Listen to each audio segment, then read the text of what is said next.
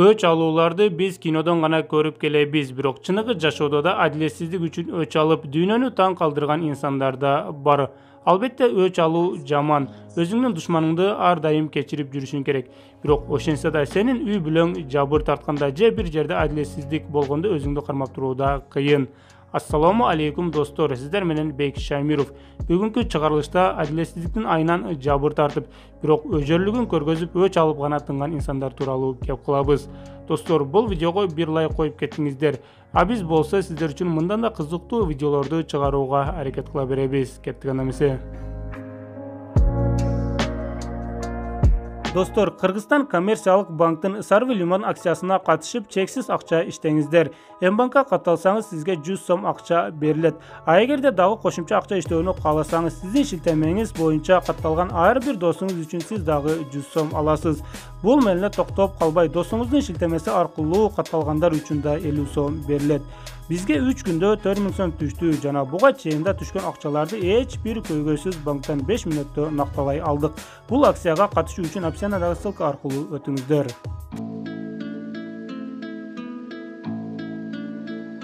Тарыхта ири корпорациялардын мыйзамга баш ийбей, коркутуу үркүтүү жолу менен жөнөкөй карапайым элдин үйүн же жерин тартып алып, чоң завод, фабрикаларды же көп кабаттуу үйлөрдү куруп салган учурлар да катталат.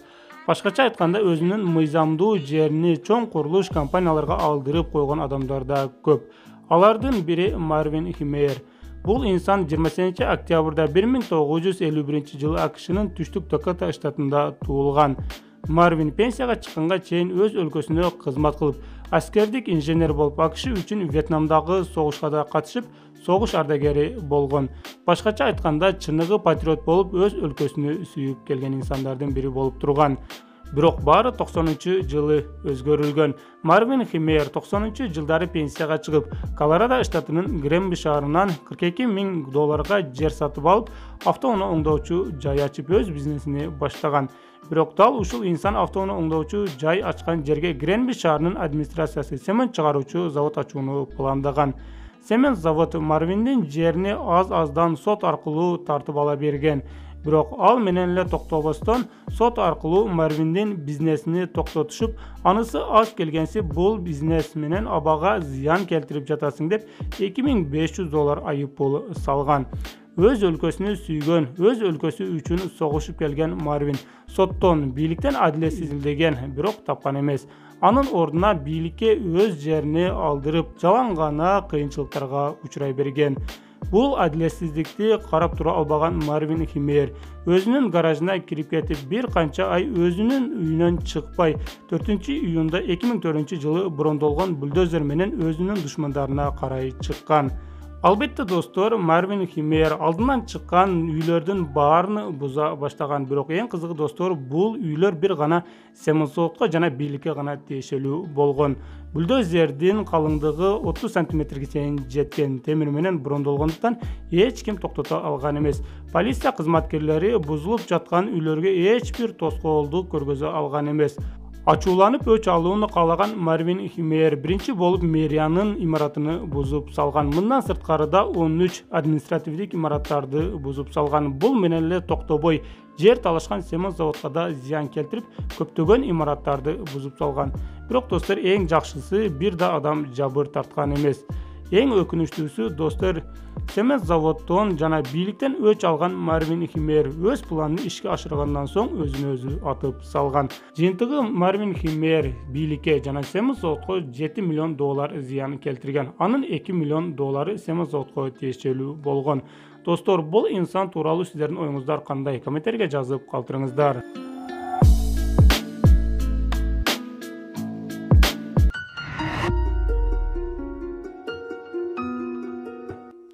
Виталий Калоев. Эми достор, Америка Кошмо Штатынан Россия өлкөсүнө токтолуп кетели. Виталий Калоев 15 январда 1956 жылы Россиянын Владикавказ шаарында жарык дүйнөгө келген. Виталий Калоев жөнөкөй инсан болгон. Окууну 5 менен аяктап, техникумду бүтүрүп, архитектор болуп иштеген. Анын аялы жана бир уул менен бир кызы болгон. Албетте Виталий өзүнү бактылуу ата сезип, үй бүлөсү менен бактылуу күндөрдү өткөрүп келген. Бирок 2002-жылы абдан өкүнүчтүү окуя Виталий Калоевдин жашоосун өзгөртүп салган.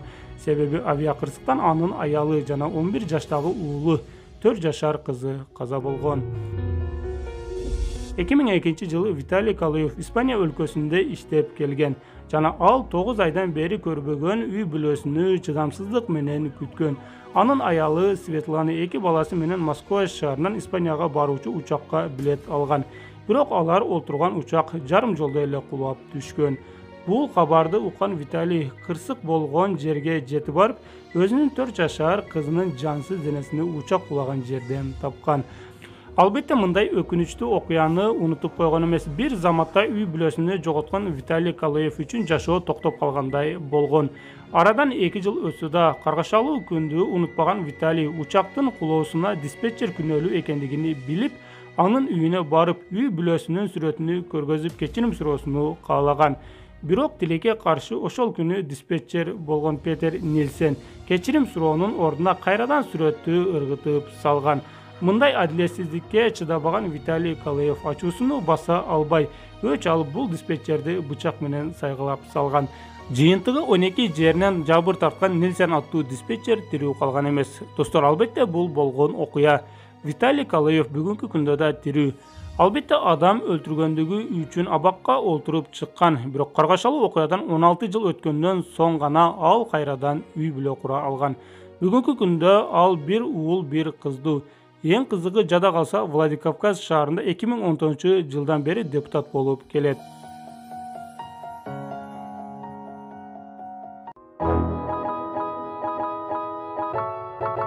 Дейв Керол бул инсан жогорудагылардай кандуу жол менен өч алган эмес. Канадалык фолк-поп группасындагы ырчылар 2008-жылы АКШнын Небраска штатына сапар алышкан. Ал жактагы аэропорттун кызматчылары анын кымбат баалуу гитараларны учакка аяосуз ыргытып жүктөп жаткандыгын байкашкан. Аэропорттон чыгып жүктөрүнү текшергенде баасы $3500 болгон кымбат баалуу гитарасынын сынып калгандыгын байкашкан. Гитарасы сынып калгандыгы үчүн абдан ачуусу келген гитаранын ээси Дейв Керол авиакомпаниядан бул гитарасыны төлөп берүүсүнү талап кылган. Дейв Керол 9 ай ичи төлөп бергиле деп артынан чуркаган, бирок жыйынтыксыз.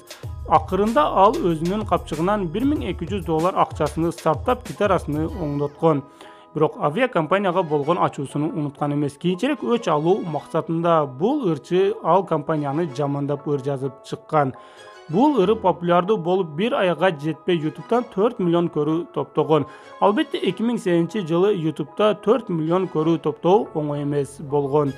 Бул ырлар YouTube'га жайылып популярдуу болгондон соң United Airlines компаниясы абдан өкүнгөн. Убагында $1200 төлөп койбогондугу үчүн $180 миллион банкрот болуп, $180 миллион акчасыны бул авиакомпания жоготкон. Себеби бул ырдын айынан клиенттери азайып, авиакомпаниянын акциясы түшүп кеткен. Достор, жогорудагы өч алган адамдардын окуясы тууралуу эмне деп ойлойсуздар? Өз оюңуздарды комментарийге жазып калтырыңыздар. Жана эгерде бул видеобуз сиздерге жакса, бир лайк коюп колдоп кетиңиздер. А биз сиздер үчүн ушул сыяктуу кызыктуу видеолорду чыгара беребиз.